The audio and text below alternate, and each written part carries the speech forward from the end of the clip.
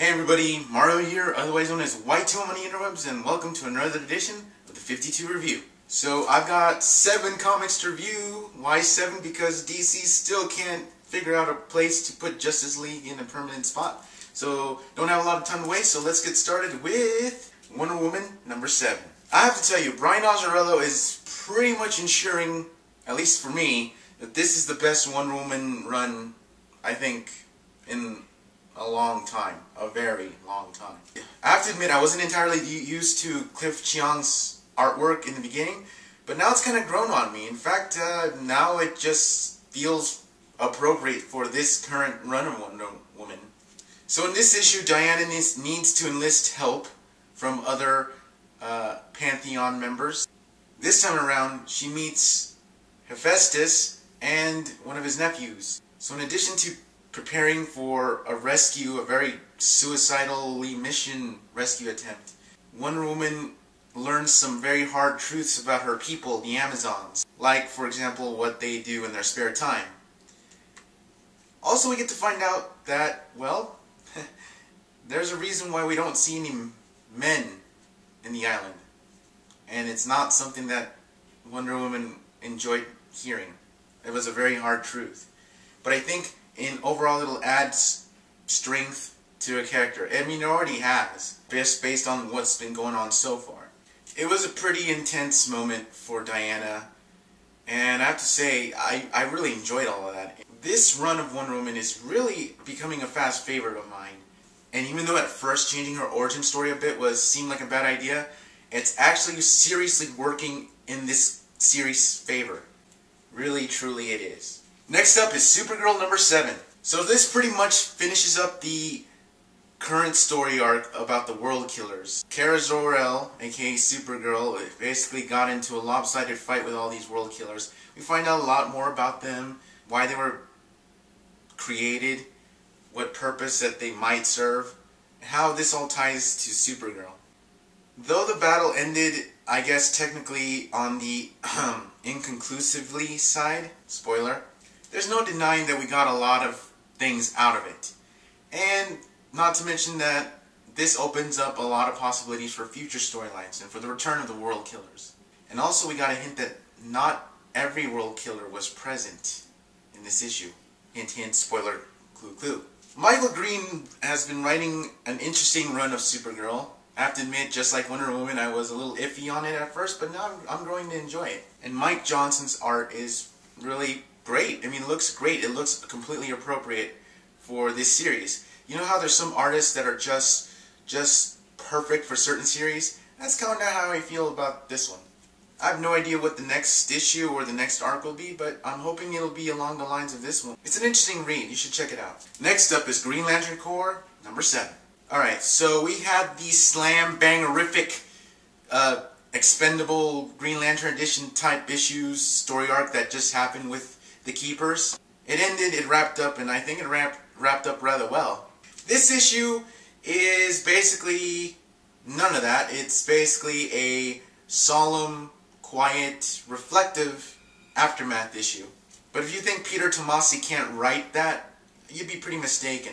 And it focuses on John Stewart and the thing that he had to do to protect the Corps and, in essence, the universe. I think it's a pretty powerful issue and moment for John in this run, and I think it helps define him more as a character rather than just being Guy Gardner's stoic partner.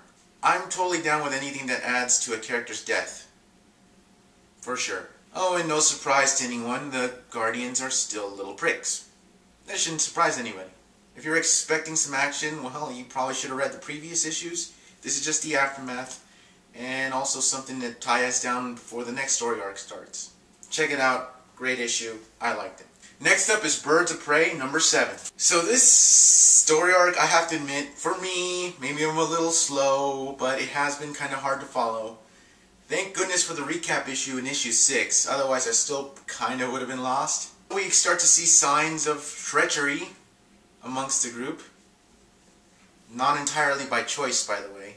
Really, it was a good solid issue. I mean, maybe I read it in the wrong order when I got these comics, but I liked it well enough, but I was just not like really hyped about it. Do you understand what I'm saying? I mean, it was a great issue, and I love this team, love the birds, and I also find it a little interesting that in this one, Dinah is getting consoled by Barbara, whereas if you read the Batgirl comic, it's the other way around. So, hey, you know, BFFs stick together, I guess.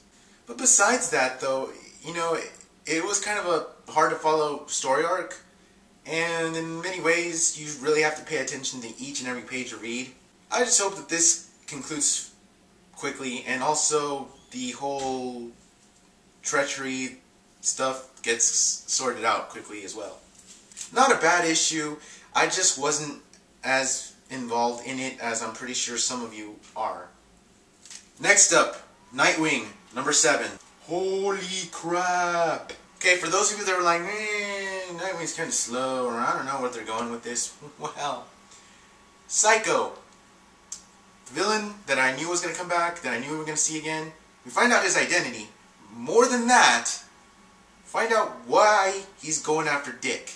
Now, if you have Nightwing, if you have a cover that has Psycho in it, look at his uniform and really look at it. Like, look at it pretty closely. Doesn't it seem sort of familiar to some other uniform? Some other Talon-like uniform?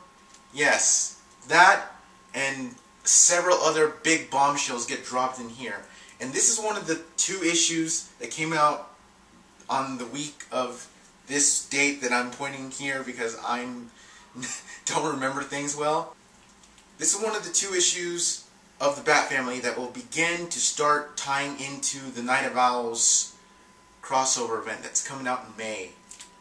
This issue was intense. I feel like Kyle Higgins did a really good job tying in stuff into the Night of Owls, but also as a standalone issue, it is really great.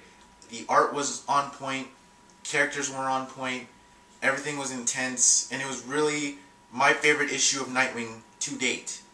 Now, you could read this and then read Batman, like I did, or you could just read Batman. Either way, you'll be learning a lot about the upcoming Night of Owls story arc. Just giving you a big clue right there. Fantastic issue. I think you should read it, and for those of you that have been iffy about Nightwing, this is the issue to pick up. Next up, Justice League number 7. So we're in the present time of the DCU. I didn't really like this issue. Well, let me rephrase that. I enjoyed it, but much like Birds of Prey, I wasn't really hyped or involved with it. Also, I really wasn't a big fan of Gene Ha's artwork. I really want Jim Lee back. Yeah, I'm spoiled. That's how I am. Maybe it was just a way to reintroduce us to the team, you know, get us caught up on what's been going on since the time that they faced Darkseid. But it just, I don't know, there were just some things off. I mean, like, really, are people still that into the Justice League? Are they still looking at him as some incredible anomaly after 5 years? I mean, you would think people would be used to superheroes by then. Also, some of the lines that they were trying to do that probably were trying to sound cool, well, even I have to admit, me, a guy who likes the occasional corny line, even I have to admit that this just was too thick on the cheese. The banter was funny.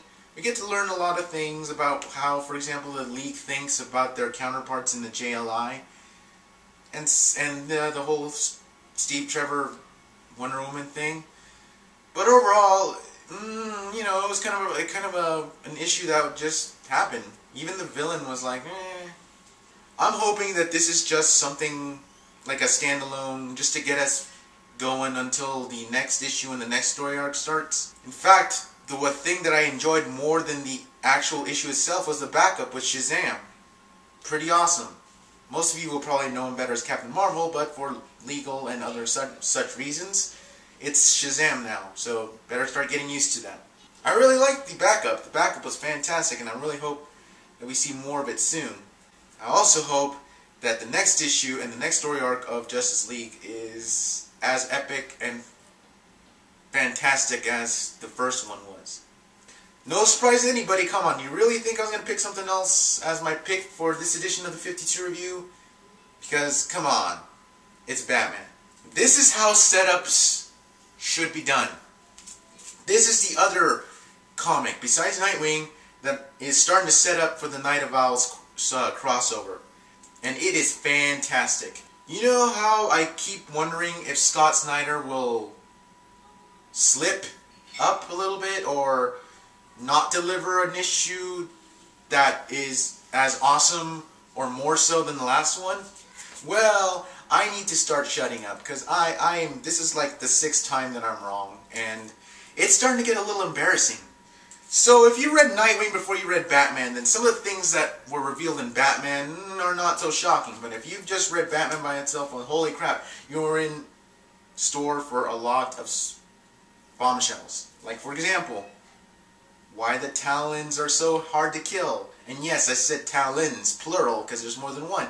And once you find out where they get them from, yay. Also, side note, read Nightwing to find out how they get them in the modern times.